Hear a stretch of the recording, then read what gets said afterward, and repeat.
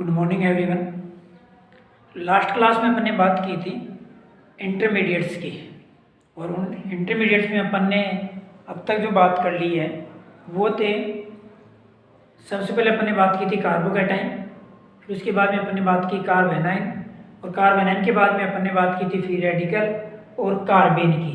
अर्थात 4 प्रकार के जो इंटरमीडिएट थे उनकी बात अपन कर चुके हैं। इसके अलावा भी कई इंटरमीडिएट होते हैं जिनकी बात अपन अभी करेंगे। ठीक है, तो नेक्स्ट इंटरमीडिएट अपने पास है नाइट्रीन।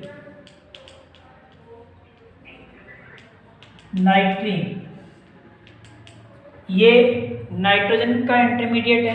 नाइट्रोजन का डेरिवेटिव है एक प्रकार का, कार्बन के समान ही होता है, लेकिन थोड़ा सा चेंजेज है।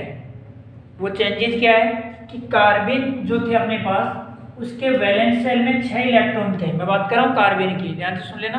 कार्बन के वैलेंस सेल में या जो उसका जो संयोजकता कोश है उसमें जो 6 इलेक्ट्रॉन थे, उनमें से 4 इलेक्ट्रॉन बॉन्डिंग मॉलिक्यूलर ऑर्बिटल में प्रेजेंट थे और 2 electron non bonding molecular orbital में प्रेजेंट थे। ये तो बात किसकी की अपन ने? कार्बन की। यहाँ पे थोड़ा सा चेंजेज है। इसके नाइट्रीन के जो संयोजकता कोश है, जो वैलेंस सेल है, उसमें भी 6 इलेक्ट्रॉन प्रेजेंट होते हैं। 6 में से 2 इलेक्ट्रॉन बॉन्डिंग मॉलिक्यूलर ऑर्बिटल में प्रेजेंट होते हैं। कितने? 2 इलेक्ट्रॉन।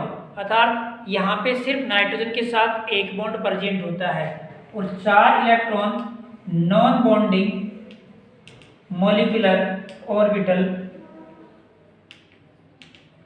में प्रेजेंट होते हैं। जस्ट अपोजिट हो रहा है। इलेक्ट्रॉन दोनों के पास 6 हैं। 6 में से वहाँ कार्बन में 4 इलेक्ट्रॉन बॉन्डिंग में प्रेजेंट होते हैं, 2 इलेक्ट्रॉन नॉन बॉन्डिंग में प्रेजेंट होते हैं। यहाँ पे 4 इलेक्ट्रॉन नॉन बॉन्डिंग में प्रेजेंट होते हैं और 2 इलेक्ट्रॉन बॉन्डिंग में प्रेजेंट होते हैं। अर्थात नाइट्रोजन की वह स्पीशीज जिसके संयोजकता कोश में 6 इलेक्ट्रॉन उपस्थित हों, 2 इलेक्ट्रॉन बॉन्डिंग मॉलिक्यूलर ऑर्बिटल में और 4 electron non bonding molecular orbital में उपस्थित हों, वह स्पीशीज क्या कहलाती है? नाइट्रीन। ठीक है, अर्थात नाइट्रोजन की वह स्पीशीज जिसमें 2 इलेक्ट्रॉन बॉन्डिंग मॉलिक्यूलर ऑर्बिटल में प्रेजेंट हो और 4 electron non bonding molecular orbital में प्रेजेंट हो, उस स्पीशीज को नाइट्रीन कहते हैं। नाइट्रीन भी कार्बन के समान 2 प्रकार की होती है। कार्बन 2 प्रकार की थी, उसी के समान ये भी 2 प्रकार की होती है। कार्बन 2 प्रकार की कौन सी थी? एक कार्बन सिंगलेट प्रकार की थी और दूसरी जो कार्बन थी वो अपने पास थी ट्रिपलेट प्रकार की। सेम उसी प्रकार से जो नाइट्रीन है वो भी 2 प्रकार की है। कौन सी? सिंगलेट और ट्रिपलेट। यहाँ पे जो 2 इलेक्ट्रॉन है, जो बॉन्डिंग इलेक्ट्रॉन है, वो दोनों में इक्वल है, लेकिन 4 इलेक्ट्रॉन जो नॉन बॉन्डिंग इलेक्ट्रॉन है, उनकी स्थिति के आधार पर इनको अपन 2 भागों में डिवाइड करते हैं। कैसे? ये मान लीजिए अपना नाइट्रोजन प्रेजेंट है, इसके साथ ये 4 ऑर्बिटल हैं। इनकी जो नेगेटिव लोब है वो मैं श्योर नहीं कर रहा यहाँ पे, जस्ट इनके पीछे नेगेटिव लोब प्रेजेंट होती है। बात की जाए ये बॉन्डिंग जो मॉलिक्यूलर ऑर्बिटल है उसके 2 इलेक्ट्रॉन यहाँ पे प्रेजेंट हैं। अब इसके पास 4 इलेक्ट्रॉन बचे। ये 4 इलेक्ट्रॉन यदि युग्मित फॉर्म में प्रेजेंट हो, पेयरिंग फॉर्म में यदि प्रेजेंट हो, जो नॉन बॉन्डिंग इलेक्ट्रॉन है वो यदि पेयरिंग फॉर्म में प्रेजेंट हो, तो बनने वाली जो नाइट्रीन होती है वो नाइट्रीन कौन सी कहलाती है? सिंगलेट नाइट्रीन। अर्थात कहने का मतलब यहाँ पे एक जो ऑर्बिटल है वो कंप्लीट रूप से वैकेंट होता है, और कंप्लीट रूप से वैकेंट होने के कारण सिंगलेट नाइट्रीन सिंगलेट कार्बन के समान इलेक्ट्रोफिलिक कैरेक्टर शो करती है, डायामैग्नेटिक होती है, क्योंकि सभी इलेक्ट्रॉन देखिए पेयरिंग फॉर्म में प्रेजेंट है। अर्थात कौन सी होगी? डायामैग्नेटिक। कहने का मतलब प्रतिचुंबकीय कैरेक्टर ये प्रदर्शित करती है। इलेक्ट्रॉन स्नेही होती है क्योंकि ये कंप्लीट ऑर्बिटल इसके पास वैकेंट है। दूसरी बात करें अपन ट्रिपलेट की। ट्रिपलेट में सेम कार्बन के समान यहाँ पे भी, जैसे मान लीजिए नाइट्रोजन है और इसके भी ये 4 ऑर्बिटल अपन लेके चलें, ये इसके 4 ऑर्बिटल है, ये बॉन्डिंग जो मॉलिक्यूलर ऑर्बिटल है उसके 2 इलेक्ट्रॉन प्रेजेंट है। अब अपने पास बचे 4, उसमें से 2 इलेक्ट्रॉन पेयरिंग में हों और 2 इलेक्ट्रॉन अनपेयरिंग में प्रेजेंट हों, क्योंकि सभी में अपन एक एक भरेंगे तो भी लास्ट में एक ग्रुप पेयरिंग का ही आएगा। कैसे भर के देख लीजिए आप, डायरेक्टली एक को भर दीजिए। वैसे एनर्जी के अकॉर्डिंग सभी में पहले इक्वल एक एक इलेक्ट्रॉन जाता है, उसके बाद में वापस पेयरिंग स्टार्ट, जब तक सभी इलेक्ट्रॉन एक एक जो सेम एनर्जी के होते हैं उनमें जब तक एक एक इलेक्ट्रॉन कंप्लीट रूप से फुलफिल नहीं हो जाए उससे पहले पेयरिंग नहीं होती। तो सभी में 4 इलेक्ट्रॉन थे अपने पास नॉन बॉन्डिंग के, एक एक इलेक्ट्रॉन गया, लास्ट वाला यहाँ पे क्या हुआ, पेयरिंग हो गई, अर्थात एक इलेक्ट्रॉन तक एक जो 2 इलेक्ट्रॉन है वो तो पेयरिंग फॉर्म में प्रेजेंट होते हैं और 2 इलेक्ट्रॉन यहाँ पे अनपेयर्ड होते हैं, और अनपेयर्ड होने के कारण ये पैरामैग्नेटिक कैरेक्टर शो करता है, अर्थात यहाँ पे ये अनुचुंबकीय गुण प्रदर्शित करता है। दूसरा, सभी में इलेक्ट्रॉन प्रेजेंट है, अर्थात यहाँ पे ये इलेक्ट्रॉन डोनेट कर सकता है। जनरली इसके जो कैरेक्टर हैं कौन सी के, ट्रिपलेट नाइट्रीन के, वो कौन से होते हैं, न्यूक्लियोफिलिक कैरेक्टर। अपने बात की सिंगलेट की, सिंगलेट जो नाइट्रीन है वो इलेक्ट्रोफिलिक कैरेक्टर शो करती है, ट्रिपलेट नाइट्रीन हमेशा न्यूक्लियोफिलिक कैरेक्टर शो करती है। सिंगलेट नाइट्रीन हमेशा डायमैग्नेटिक होती है और ट्रिपलेट नाइट्रीन हमेशा पैरामैग्नेटिक होती है। क्यों? क्योंकि इसके पास 2 इलेक्ट्रॉन अयुग्मित अवस्था में प्रेजेंट होते हैं।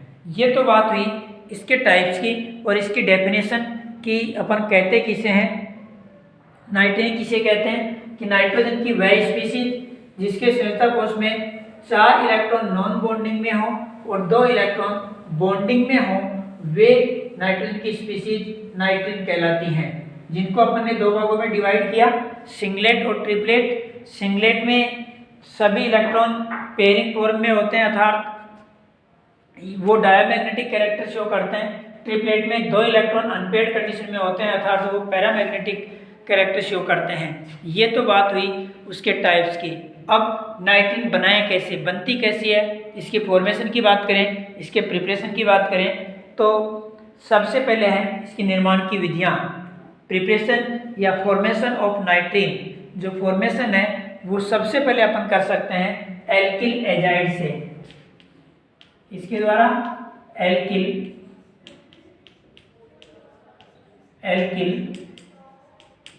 एजाइड अपने को इंटरमीडिएट के रूप में क्या देते हैं, नाइट्रीन। एल्किल एजाइड नाइट्रोजन मुक्त करके एल्किल नाइट्रीन देते हैं। एल्किल एजाइड नाइट्रोजन मुक्त करके एल्किल एजाइड देते हैं। देखिए कैसे देगा। एल्किल एजाइड क्या होता है, यदि मैं एल्किल एजाइड की बात करूं तो वो होता है RN3। एल्किल एजाइड को अपन क्या कहते हैं, RN3। न्यूट्रल स्पीशीज है, कोई चार्ज नहीं है, लेकिन जब अपन इसकी स्ट्रक्चर शो करते हैं तो वहां पे इस स्ट्रक्चर में इसमें चार्ज अपन शो करते हैं, RN डबल बॉन्ड N। यहाँ पे इसके 4 वैलेंसी हो रही है, पॉजिटिव चार्ज आ गया।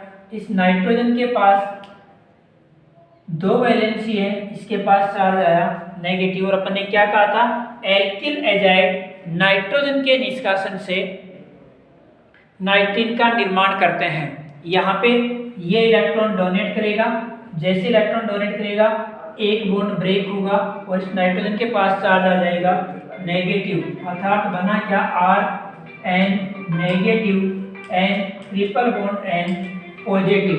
ये अपने पास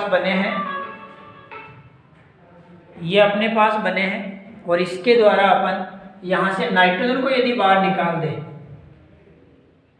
दोनों रेजोनेटिव स्ट्रक्चर दोनों एक दूसरे की अनुनाद संरचनाएं हैं, यहाँ से यदि अपन इसको बाहर निकाल दें, ये वाला बॉन्ड यदि अपन ब्रेक कर दें, नाइट्रोजन पॉजिटिव है, इलेक्ट्रॉन यदि ग्रेन कर ले तो यहाँ से N2 या अपन N और N, ये plus N triple bond N, जिसको आप क्या लिख सकते हैं, N2। नेगेटिव पहले था, इलेक्ट्रॉन लेके गया, पॉजिटिव आया, दोनों एक दूसरे को कैंसिल आउट कर गए और कैंसिल आउट कर गए। एक लोन पेयर पहले से था, एक इस नेगेटिव का आ गया, दो युग्म यहाँ पे, इलेक्ट्रॉन युग्म यहाँ पे प्रेजेंट है। एकांकी युग्म इसको दोनों को नहीं कह सकते क्योंकि ये अनपेयर्ड कंडीशन में भी प्रेजेंट हो सकते हैं, लेकिन एक तो एकांकी युग्म प्रेजेंट है ही, लोन पेयर पहले से प्रेजेंट था, वो तो प्रेजेंट है ही। तो यहाँ पे इसके पास 4 जो इलेक्ट्रॉन है वो नॉन बॉन्डिंग में प्रेजेंट हो जाते हैं। और ये जो आर के साथ जो ग्रुप बन रहा है, जो बॉन्ड बन रहा है, इसमें 2 इलेक्ट्रॉन है जो कि किसमें प्रेजेंट है, बॉन्डिंग में। तो इस प्रकार से एल्किल एजाइड नाइट्रोजन के निष्कासन द्वारा नाइट्रीन देते हैं। ठीक है, एक तो ये हुआ एल्किल एजाइड के द्वारा। सेकंड है फ्रॉम एसाइल एजाइड, सेम इसी प्रकार की प्रोसेस है। एसाइल एजाइड भी सेकंड रिएक्शन है, acyl azide, acyl azide second reaction है। एसाइल एजाइड भी नाइट्रोजन के निष्कासन द्वारा एसाइल नाइट्रीन देते हैं, अर्थात वहाँ पे भी जो इंटरमीडिएट है वो इंटरमीडिएट बनता है नाइट्रीन, जो कि आगे अपन उसके केमिकल रिएक्शन में देखेंगे कैसे क्या वो अपने को डेरिवेटिव देंगे, उनकी भी अपन बात करेंगे। लेकिन पहले बात करें अपन नाइट्रीन के निर्माण की, तो अपन ये कह सकते हैं कि एसाइल एजाइड नाइट्रोजन मुक्त कर एसाइल नाइट्रीन देते हैं। इसकी यदि अपन बात कर लें तो ये होता है RCON3। एसाइल एजाइड की अपन बात करें तो वो क्या होता है RCON3। इसकी स्ट्रक्चर यदि मैं बना दूं तो वो स्ट्रक्चर कौन सी होगी, R+O N, आगे 3 नाइट्रोजन है वो इस प्रकार से प्रेजेंट होते हैं, पॉजिटिव और इसके पास नेगेटिव। वो इसके अपन रेजोनेटिव स्ट्रक्चर बना दें, ये इलेक्ट्रॉन यहाँ पे चला जाए, ये यहाँ पे आ जाए, तो ये इसकी रेजोनेंस के द्वारा अपने को दूसरी स्ट्रक्चर प्राप्त होती है, double bond O N triple bond N। इसके पास पॉजिटिव था, कोई चेंज नहीं हुआ, इसके ऊपर चार्ज आ गया नेगेटिव। ये यहाँ से इलेक्ट्रॉन लेकर के बाहर निकले तो माइनस अपन क्या कह सकते हैं यहाँ पे N2, नाइट्रोजन को अपन बाहर निकाल सकते हैं R double bond O N, यहाँ पे ये कंडीशन अपने पास जनरेट हो जाती है। वापस से इस ये जो नाइट्रीन बनती है ये नाइट्रीन कौन सी कहलाती है, एसाइल नाइट्रीन। अच्छी तरीके से देख लीजिए, एसाइल एजाइड नाइट्रोजन मुक्त करके एसाइल नाइट्रीन देते हैं। रेजोनेटिव स्ट्रक्चर यहाँ पे नाइट्रोजन था, नेगेटिव चार्ज था, इलेक्ट्रॉन इसने डोनेट किया, इलेक्ट्रॉन इस नाइट्रोजन के पास चले गए, बाई बॉन्ड ब्रेक होकर के यहाँ पे इसके पास नेगेटिव आ गया, ये वापस इलेक्ट्रॉन लेकर के यहाँ पे N2 के रूप में बाहर निकला, ये R, और नाइट्रोजन के पास यहाँ पे पॉजिटिव नेगेटिव कैंसिल होकर के एक एकांकी युग्म, या अपन ये कहें कि 2 नॉन बॉन्डिंग इलेक्ट्रॉन और आ जाते हैं। इस प्रकार इसके पास 4 नॉन बॉन्डिंग इलेक्ट्रॉन हो जाते हैं। ये तो बात हुई इनके निर्माण की विधियाँ या फॉर्मेशन ऑफ नाइट्रीन या प्रिपरेशन ऑफ नाइट्रीन की जो 2 प्रकार की रिएक्शन अपन ने देखी है। सबसे पहले अपने पास था एल्किल एजाइड, जो कि नाइट्रोजन के निष्कासन द्वारा एल्किल नाइट्रीन देते हैं। दूसरा है अपने पास एसाइल एजाइड, जो कि ये भी नाइट्रोजन के निष्कासन द्वारा अपने को देते हैं एसाइल नाइट्रीन। अब बात करते हैं इनकी केमिकल रिएक्शन की। उदाहरण लीजिए chemical reaction,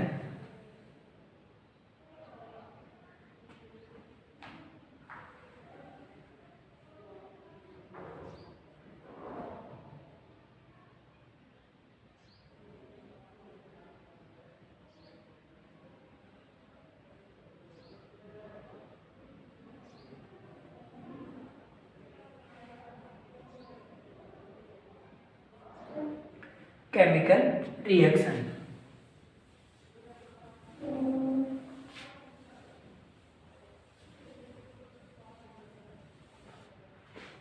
chemical reaction of नाइट्रीन, रासायनिक अभिक्रियाएं।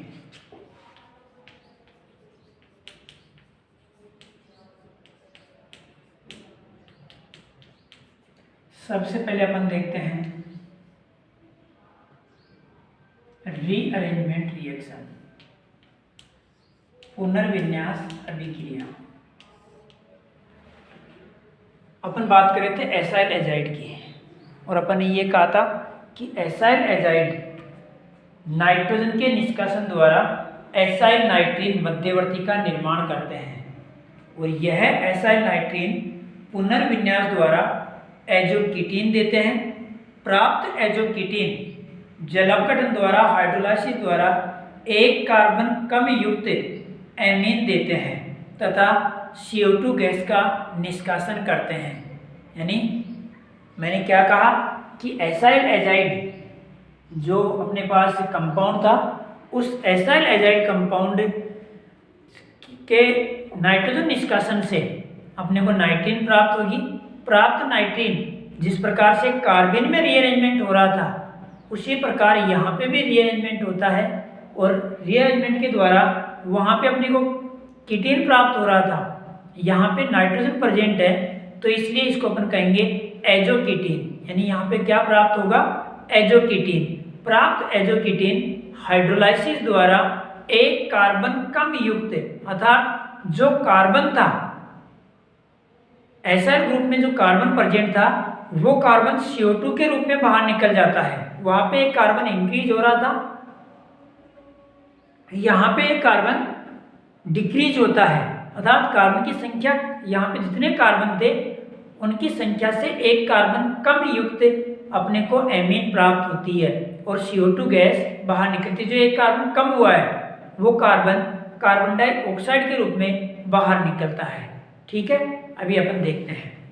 सबसे पहले अपन ये कहा कि एसाइल एजाइड, एसाइल एजाइड क्या होगा, R double bond O N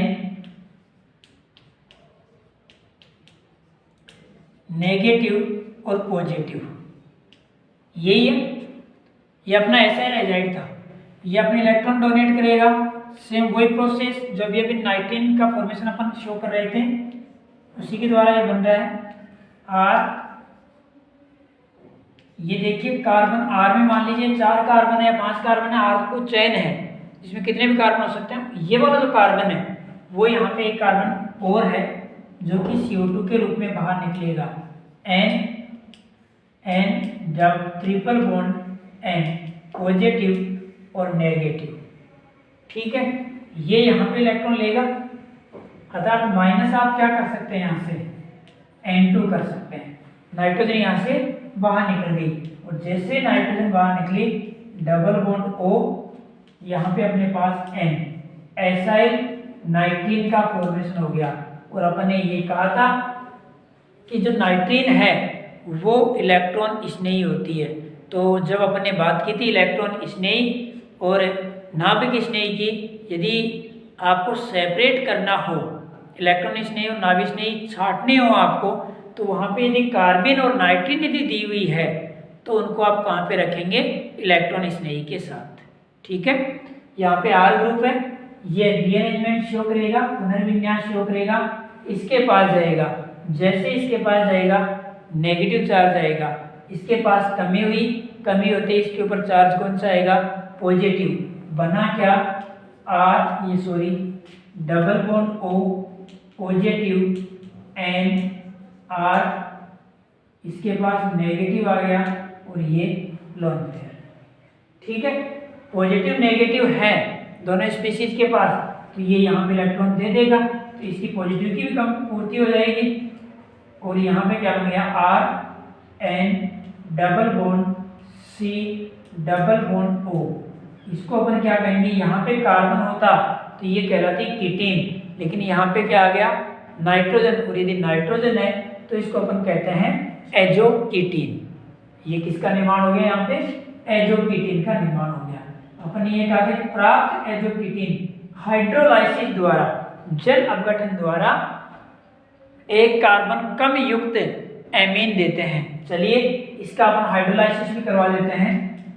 H2OH+, ये H+ ग्रहण करेगा, या मान लीजिए अपने पास ये है, यहाँ पे अटैक करेगा, ऑक्सीजन के पास चार्ज आएगा नेगेटिव। बना क्या, R N double bond C OH2 positive O negative. ये अपने इलेक्ट्रॉन डोनेट करें, इस नाइट्रोजन के पास चार्ज कौन सा आया, नेगेटिव। ठीक है, वहां से H+ बाहर निकलेगा, ये H+ बाहर निकलेगा, जिसको ये नाइट्रोजन जो नेगेटिव आया है ये ग्रहण कर लेगा, और ग्रहण करने पर RNH, यहाँ पे डबल बॉन्ड, और ये अपने पास बन गया OH। ठीक है, इसको और हल्का सा गर्म कर दिया जाए तो यहाँ पे ये लोन पेयर डोनेट करेगा, ये इलेक्ट्रॉन इसके पास चले जाएंगे, और ये अपने पास बना RNH negative double bond O positive. ठीक है, यहाँ से H प्लस बाहर निकलेगा, इसको ये ग्रहण कर लेगा, ये क्या बना RNH2 प्लस ये बन गया अपने पास CO2। ठीक है, किसका निर्माण हो गया, एमीन का। ये जो एमीन बनी है, देखिए ये अपने पास एसाइल एजाइड था। मैं एक बार मान के चलूँ कि मान लीजिए यहाँ पे CH3 था, अपन R की जगह क्या मान लें CH3 था, तो एक कार्बन और एक कार्बन, कितने कार्बन हुए, 2 कार्बन। यहाँ पे जो अपने पास बना, R की जगह मैंने CH3 माना है, 2 कार्बन थे अपने पास। जब एमीन बनेगी वो एमीन कौन सी बनेगी, CH3NH। जब R इक्वल टू CH3 होगा तब, तो देखिए 2 कार्बन थे और इस एमीन में कार्बन कितने हुए, अपने को कितने प्राप्त हुए, 1 कार्बन इसमें प्राप्त हुआ। और यदि 1 कार्बन है तो अपन ने कहा क्या था, 1 कार्बन कम युक्त एमीन प्राप्त होती है। मैं R की जगह C2H5 मान लूँ, R की जगह C2H5 मान लूँ, तो C2H5 में 2 कार्बन तो वो हो गए, 1 कार्बन ये हो गया, कार्बन कितने हो गए, टोटल 3। तो ये घूम फिर के यहाँ पे जब आएगा तो इसके पास C2H5 बच जाएगा, और C2H5 में कितने कार्बन हुए, 2। तो पहले 3 थे और अब कितने बचे, यहाँ पे R की जगह 2 बचे, अर्थात कितना कम हुआ, 1 कम हुआ। तो अपन ये कहते हैं कि जब एमीन अपने को प्राप्त होती है जल अपघटन में, तो यहाँ पे 1 कार्बन कम युक्त एमीन अपने को प्राप्त होती है, और जो कार्बन कम हुआ वो CO2 के रूप में बाहर निकल जाता है। ठीक है, तो रीअरेंजमेंट के द्वारा 1 कार्बन कम युक्त एमीन प्राप्त होती है। ठीक है, ये तो हुई रीअरेंजमेंट रिएक्शन। दूसरी है insertion of नाइट्रीन in pi bond. देख लीजिए इसको,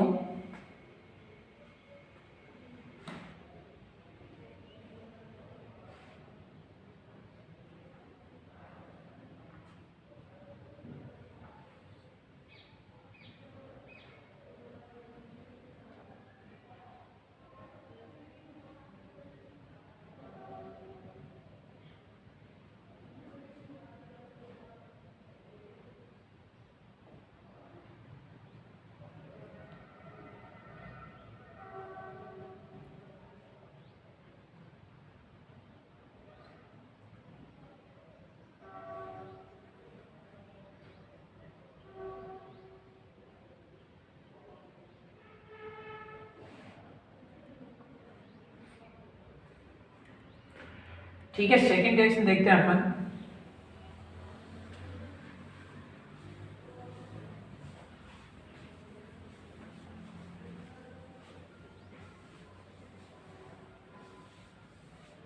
सेकंड रिएक्शन है insertion of pi bond, insertion of नाइट्रीन in pi bond.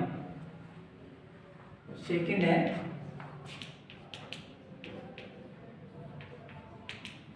insertion of nitrine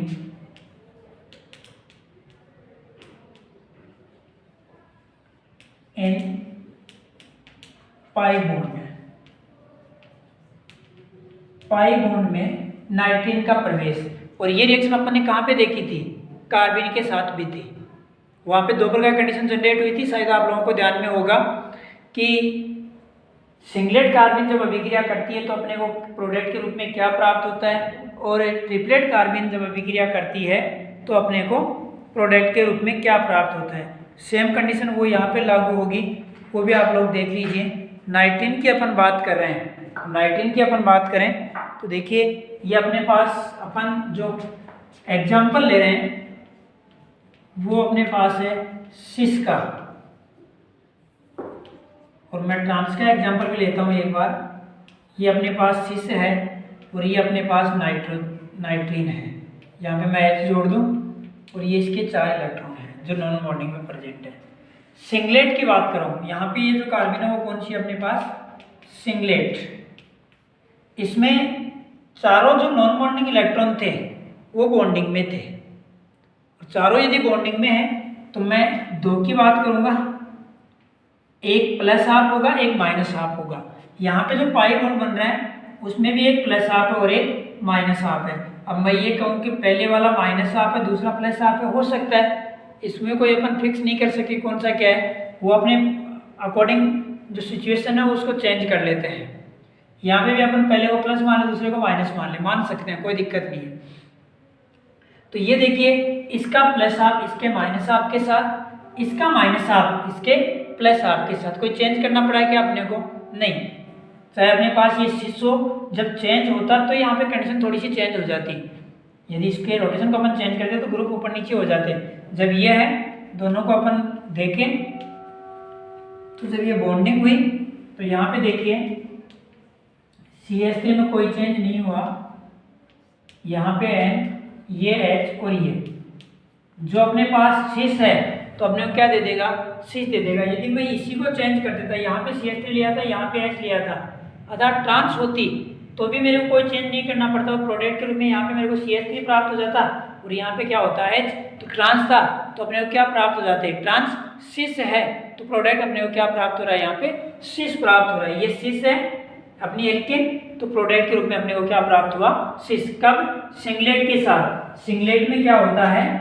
सिस के साथ सिस प्रोडक्ट प्राप्त होता है और ट्रांस के साथ अपने को प्रोडक्ट के रूप में क्या प्राप्त होता है? ट्रांस। कौन सी नाइट्रीन में? सिंगलेट नाइट्रीन में। कौन सी नाइट्रीन में प्राप्त हो रही है? सिंगलेट नाइट्रीन में। यदि अपने पास एल्किन सिस है तो सिस प्रोडक्ट प्राप्त होगा, ट्रांस है तो अपने को ट्रांस प्रोडक्ट प्राप्त होगा। जो अपने पास यहाँ पे जो एजिडिन का निर्माण हो रहा है वो एजिडिन सिस से सिस और ट्रांस से ट्रांस बनती है। लेकिन यदि मैं इसी को ट्रिपलेट कर देता, यहाँ पे जो अपने पास कंडीशन थी नाइट्रीन की कंडीशन, वो यदि अपने पास कौन सी होती? सिंगलेट नहीं होकर के अपने पास होती, इसको उतार लेना, और ये अपने पास है ट्रिपलेट। यदि ये ट्रिपलेट नाइट्रीन अपने पास होती तो अपन ने क्या कहा था कि दोनों जो दो इलेक्ट्रॉन हैं वो अनपेयर्ड होते हैं, और जो दोनों अनपेयर्ड होंगे उनका जो साइन होगा वो प्लस हाफ होगा, या दोनों का क्या होगा? माइनस हाफ होगा। मान लीजिए दोनों के प्लस हाफ हैं। अब हुआ क्या है, इसका प्लस हाफ है, इसके प्लस हाफ के साथ बॉन्डिंग नहीं कर सकता, इसका माइनस हाफ है, इसके प्लस हाफ के साथ बॉन्डिंग कर लेता है। अब ये जो बॉन्ड बन रहा है, देखिए मैं दो बना रहा हूं, दो कंडीशन हो सकती है मेरे पास। एक में तो इस वाला जो कार्बन है इसमें तो मैंने कोई चेंज नहीं किया, ठीक है। यहाँ पे जो मैं रोटेट इसका माइनस हाफ इसके प्लस हाफ के साथ बॉन्डिंग कर ली, ये तो चल गया। अब इसका भी प्लस हाफ और इसका भी प्लस हाफ है, इन दोनों में से एक को अपने को रोटेट करवाना होगा। एक को रोटेट करवाएंगे तो क्या होगा? एक माइनस हाफ हो जाएगा, एक क्या हो जाएगा? Plus half. मान लीजिए इसका जो प्लस हाफ है, इसका प्लस हाफ और इसका प्लस हाफ, इसमें से जो अपनी नाइट्रीन है इस नाइट्रीन के प्लस हाफ को अपन चेंज करते हैं माइनस हाफ में। नाइट्रीन का जो प्लस है हाफ है उसको अपन चेंज किया माइनस हाफ में, और जब इसके नाइट्रीन के को अपन चेंज कर रहे हैं तो इस वाले में कोई चेंज नहीं हुआ, क्योंकि इसका प्लस का प्लस रह गया और प्लस का प्लस रह गया, तो एज इट इज जो CH3 ग्रुप जहाँ पे है वहीं पे अपने को प्राप्त हो जाएगा। अर्थात सिस था तो सिस से अपने को प्राप्त हो गया। लेकिन मान लीजिए अपन इसको ही रोटेट क्यों करें, ऑटोमेटिक प्रोसेस होगी, तो यहाँ पे क्या होगा? ये वाला भी क्या हो सकता है, जो प्लस हाफ था एल्किन का, वो एल्किन का प्लस हाफ भी किस में चेंज हो सकता है? माइनस हाफ में। और जब ये माइनस हाफ में चेंज होगा तो कन्फर्म है प्लस हाफ से माइनस हाफ डायरेक्शन चेंज हो रही है, तो यहाँ पे जो जुड़े हुए जो ग्रुप हैं उनकी डायरेक्शन भी चेंज होगी, और यहाँ पे ये किस में आ जाएगा? CH3, ये H और ये यहाँ पे यही शो कर रहा है कि यहाँ पे इस कार्बन के जो इलेक्ट्रॉन था उसका जो रोटेशन है वो प्लस हाफ से माइनस हाफ में या माइनस हाफ से प्लस हाफ में हुआ है, चेंज हुआ है। कहने का मतलब कुल मिलाकर के बाद ये है कि इसका रोटेशन चेंज हुआ है, और यदि रोटेशन चेंज हुआ है तो प्रोडक्ट भी चेंज होगा। ये तो कौन सा हुआ? सिस हुआ, और ये कौन सा हुआ? ट्रांस हुआ। अब मान लीजिए मेरे पास ये ट्रांस होता, मैं ये मानूं कि ये मेरे पास ट्रांस है, तो यहाँ पे मेरे को ट्रांस प्राप्त हो जाता, CH3 यहाँ हो जाता है, H यहाँ पे, ठीक है। अब जब रोटेशन होता तो या तो ये दोनों घूमते या फिर वो दोनों घूमते। थे। बात वही थी, दोनों CH3 या तो नीचे चले जाते या दोनों CH3 ऊपर चले जाते। ये नहीं, ये ट्रांस होता तो ये कौन सा हो जाता, सिस। यानी अपने पास चाहे सिस हो चाहे ट्रांस हो, कब, ट्रिपलेट कार्बन के साथ प्रोडक्ट अपने को दोनों ही प्राप्त होंगे। कहने का मतलब एल्किन अपने पास सिस हो सकती है, ट्रांस हो सकती है, दोनों में से कोई सी भी हो, और दोनों किस में जाएं, सिस भी दे सकता है और ट्रांस भी देगा, दोनों अपने को प्रोडक्ट देंगे। 50% सिस बनेगा और 50% ट्रांस बनेगा। तो इस प्रकार से ये किसके लिए है अपने पास, ट्रिपलेट कार्बन के लिए, सॉरी ट्रिपलेट कार्बन के लिए भी होता है और ट्रिपलेट नाइट्रोजन के लिए भी यही होता है। कहने का मतलब जब सिंगलेट है तो सिस से सिस और ट्रांस से ट्रांस, वहाँ पे कोई चेंज नहीं होता। लेकिन जब ट्रिपलेट है तो अपने पास कोई सी भी हो, चाहे सिस हो या ट्रांस हो, प्रोडक्ट अपने को दोनों प्राप्त होंगे। कब, एजिलिडिन के निर्माण में। ठीक है, ये तो बात हुई नाइट्रोजन की। अर्थात 5 प्रकार के अपन ने यहाँ पे जो इंटरमीडिएट्स हैं उनकी बात की है। एक इंटरमीडिएट्स अपने पास और निकल के आता है, इनमें आप लोगों को शायद कोई प्रॉब्लम नहीं होनी चाहिए। जहाँ तक अपन ने देखा है 5 प्रकार की अपन ने बात कर ली, carbocation, carbanion, free radical, carbene और नाइट्रीन। 500 के बारे में अपन ने विस्तार से देखा है। आगे भी जहाँ पे ये आएंगे वहाँ पे अपन इनकी बात करते रहेंगे। ठीक है, नेक्स्ट है बेंजाइन।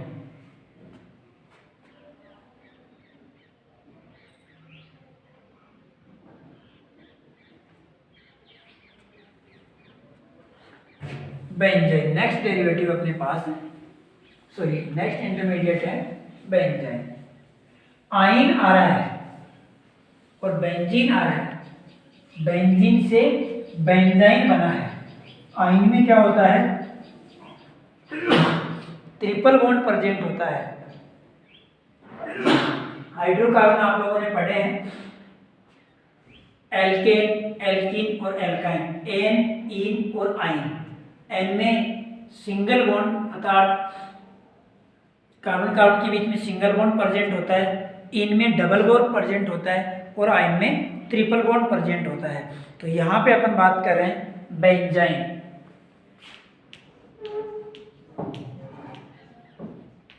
बेंजाइन, बेंजीन का डिहाइड्रो डेरिवेटिव, डिहाइड्रो डेरिवेटिव जो होते हैं, यानी बेंजीन से यदि हाइड्रोजन को बाहर निकाल दिया जाए तो प्राप्त व्युत्पन्न, बेंजीन से हाइड्रोजन को यदि बाहर निकाल दिया जाए तो प्राप्त व्युत्पन्न बेंजाइन कहलाते हैं। कैसे, वो आप लोग देख लीजिए।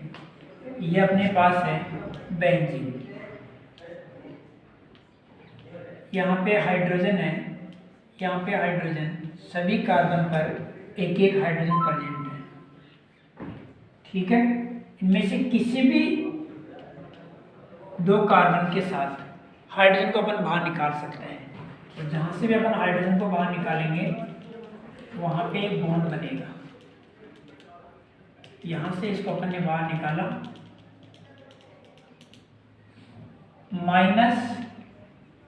-H2, हाइड्रोजन को यहाँ से बाहर निकाल दिया, और जैसे हाइड्रोजन को यहाँ से बाहर निकाला, यहाँ पे क्या आ गया, ट्रिपल बॉन्ड। अर्थात 2 कार्बन यहाँ पे sp कंडीशन में आ गए, बाकी सभी किस में है, sp2 में। तो ये जो डेरिवेटिव है वो डेरिवेटिव कौन सा कहलाएगा, बेंजीन। ये यहाँ पे भी हो सकता था, क्योंकि यहाँ पे भी होता तो भी बात वही होती कि बेंजीन का होता क्या है, बेंजीन होती क्या है।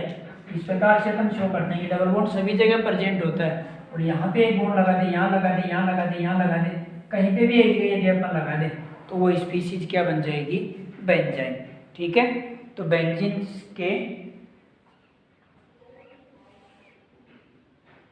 से हाइड्रोजन निकालने पर प्राप्त व्युत्पन्न बेंजाइन कहलाता है।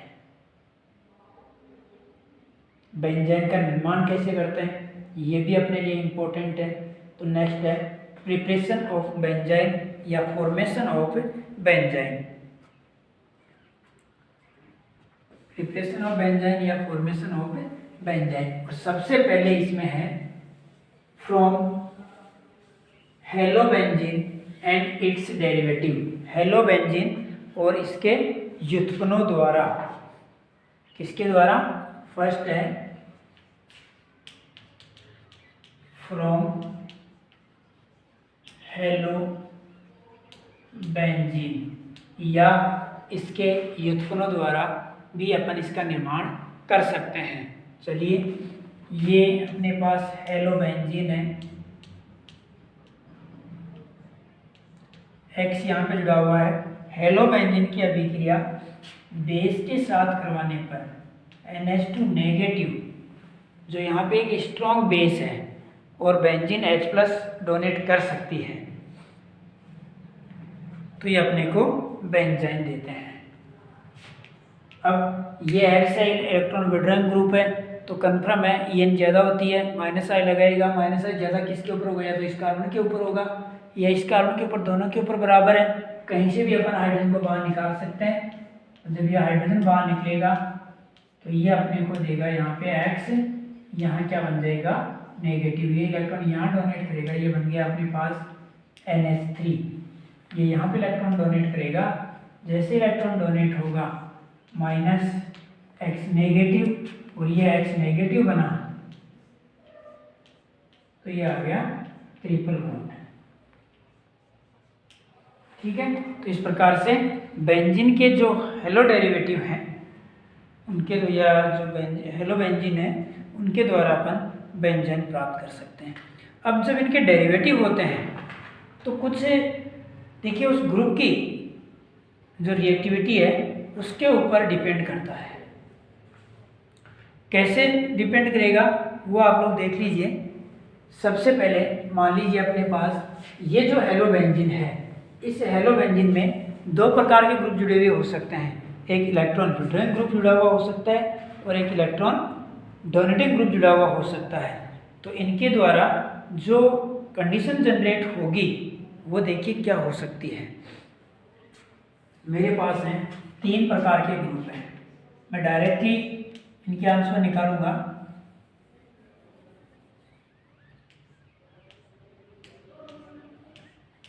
यहाँ पे CH3 है, यहाँ X है। दूसरा अपने पास है, यहाँ पे CHO है, यहाँ X है। और एक अपने पास है, कहीं पे भी लगा सकते हैं बॉन्ड, कोई जरूरी नहीं कि मैंने यहाँ पे लगा रहा हूँ, वो तो मैं थोड़ा सा इजी भाई एक तरफ रह जाए ये, इसलिए मैं इसको यहाँ लगा रहा हूँ। यहाँ है वो CH3। ठीक है, अब देखिए CH3 का इफेक्ट कौन सा हुआ? +H और +I है, +H और +I। जहां पे X ग्रुप का -I ज्यादा होगा वहां से ये इलेक्ट्रॉनों को निकालेगा, हाइड्रोजन को डोनेट करेगा नेगेटिव। देखिए +I डिपेंड किसके ऊपर करता है? डिस्टेंस के ऊपर। अर्थात यहाँ पे और यहाँ पे तीनों पे +H इक्वल है। ये इसकी ऑर्थो पोजीशन, ये इसकी कौन सी हो गई? Para position. ठीक है, ये +I तीनों पोजीशन पे इक्वल। अपने को दो कंडीशन देखनी है, या तो क्योंकि इसी से निकलेगा, या तो यहाँ से बाहर निकलेगा, या फिर यहाँ से बाहर निकलेगा। अब दोनों में से जहाँ -I ज़्यादा है वो पहचान लो। X के दोनों जो ऑर्थो कंडीशन है उनको देखना है आपको, बाकी मतलब नहीं है। इन दोनों कंडीशन में निकलेगा लिविंग ग्रुप यहीं से निकलेगा। अब इन दोनों में जहाँ पे -I ज़्यादा है वहाँ से X ग्रुप निकलेगा। -I डिपेंड किसके ऊपर करेगा? +H के ऊपर। दोनों जगह +H इक्वल है, +H ऑर्थो और पैरा दोनों पे इक्वल लगता है। ये इसकी ऑर्थो हो गई, ये इसकी पैरा हो गई, इसके लिए दोनों इक्वल हो गए। अब बचा किसके ऊपर?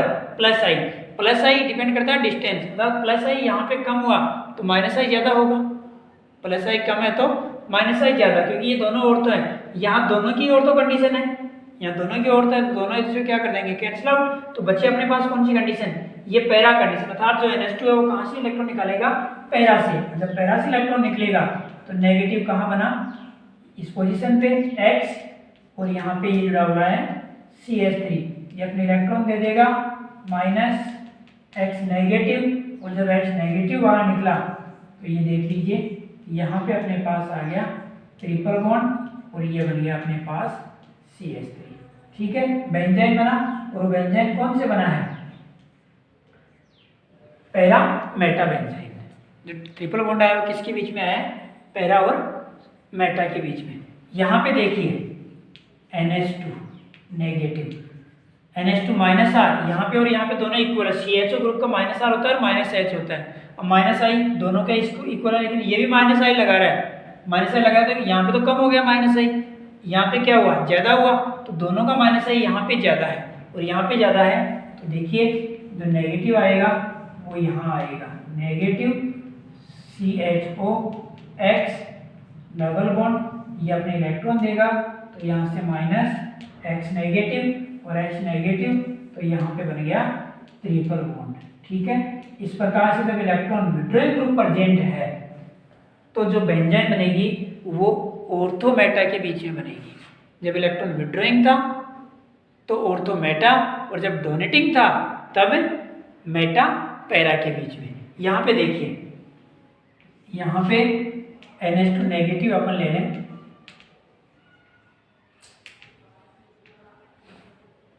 यहाँ पे अपन ले लें NH2 नेगेटिव, ये भी हाइड्रोजन निकालेगा -NH3, ये कहाँ से निकालेगा, वो देख लीजिए यहाँ से और यहाँ से, इसके पास लोन पेयर है, लोन पेयर के कारण कौन सा इफेक्ट लगता है, +R, लेकिन ऑक्सीजन की विद्युत ऋणता भी अधिक है, और इस +R दोनों जगह बराबर हो गया, +R दोनों जगह बराबर है, और दोनों जगह बराबर है तो यहाँ पे इसका -I भी लग रहा है, ऑक्सीजन के कारण -I, और -I लग रहा है तो -I ज़्यादा किसके ऊपर हुआ, यहाँ पे। तो जहाँ पे -I की बात आती है, यदि -I इफेक्ट लगता है तो वही कंडीशन ऑर्थो के ऊपर नेगेटिव आता है। OCH3 यहाँ पे X, ये इलेक्ट्रॉन देगा -X नेगेटिव, और वही ऑर्थो और मेटा के बीच में अपने को प्राप्त हो जाता है बेंजाइन। इस प्रकार से जब कहने का मतलब, जब इलेक्ट्रॉन विड्रॉइंग ग्रुप प्रेजेंट हो, हैलोजन युग्मों में इलेक्ट्रॉन ग्राही समूह उपस्थित हो तो ऑर्थो मेटा बेंजाइन प्राप्त होती है, लेकिन इलेक्ट्रॉन दाता समूह उपस्थित हो तो मेटा पैरा बेंजाइन प्राप्त होती है। ये तो बात हुई इनके निर्माण की, किस प्रकार से इनका अपन निर्माण कर सकते हैं, वो हुआ हेलोबेंजीन के द्वारा या हेलोबेंजीन युग्मों के द्वारा। युग्मों में दो प्रकार की कंडीशन जनरेट हुई, इलेक्ट्रॉन डोनेटिंग ग्रुप हो सकते हैं और इलेक्ट्रॉन विड्रॉइंग ग्रुप हो सकते हैं। इलेक्ट्रॉन डोनेटिंग ग्रुप होंगे मेटा पैरा बेंजाइन प्राप्त होगी, और इलेक्ट्रॉन विड्रॉइंग ग्रुप होंगे तो वहां पे ऑर्थो मेटा बेंजाइन प्राप्त होती है। नेक्स्ट है chemical reaction of benzene, benzene की रासायनिक अभिक्रियाएं। ये देते हैं अपने को cyclo addition reaction. Chemical reaction की यदि बात की जाए, chemical reaction of benzene, chemical reaction, और इसमें है cyclo addition reaction. Cyclo addition reaction में क्या होता है कि एडिशन रिएक्शन में बात वही है, पाई बॉन्ड ब्रेक होते हैं और सिग्मा बॉन्ड का निर्माण होता है। यहाँ पे बात वही है, साइक्लो एडिशन की अपन बात कर रहे हैं, यहाँ पे साइक्लिक जो रिंग है उसका निर्माण होगा। एडिशन तो होगा अर्थात पाई बॉन्ड तो टूटेंगे और सिग्मा बॉन्ड बनेंगे, लेकिन यहाँ पे साइक्लिक रिंग का निर्माण होगा। एक तरफ जितने पाई इलेक्ट्रॉन पार्टिसिपेट करते हैं रिंग में बनाने में, वो उसी के अकॉर्डिंग उनका नामकरण किया जाता है। जैसे यहाँ पे ये बेंजाइन है, दूसरा बेंजाइन मॉलिक्यूल अपने पास हो, ये बेंजाइन अपने पास दूसरा मॉलिक्यूल है, ये पाई बॉन्ड यहाँ चला जाए, ये पाई बॉन्ड यहाँ आ जाए, तो अपने पास जो बनेगा वो इस प्रकार का डेरिवेटिव बनता है।